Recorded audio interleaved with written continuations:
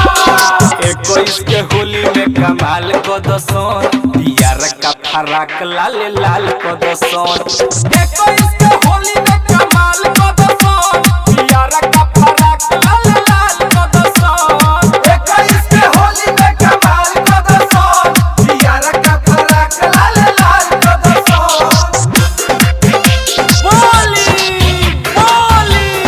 भगवा महाराज की राम परवेश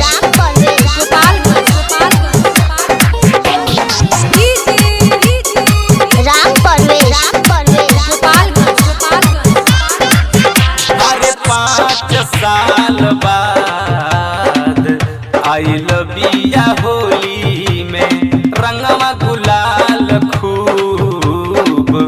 लगाब संचोली में होली है भाई होली है पुराना मानो होली अरे 5 साल बाद आइल बिया होली में रंगवा गुलाल खूब लगाब संचोली में चल जाई फेर घर सबका पतूरी कह तो लाल पियर ओकर गोरे गाल को दसन 21 के होली में कमाल को दसन यार का फराक लाल लाल को दसन 21 के होली में कमाल को दसन यार का फराक लाल लाल को दसन 21 के होली में कमाल को दसन यार का फराक लाल लाल को दसन presented by Anku Films Production Ram Parvesh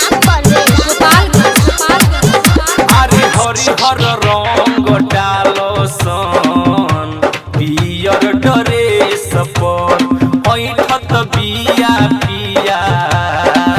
सागर सयलेस पर अरे हरिहर रंग डालो सन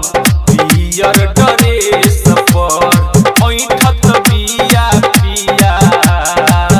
सागर सयलेस पर विशाल राजू रंजीत देखी के बरत खीस सुन बोलुआ सुमिता के चाल को दसन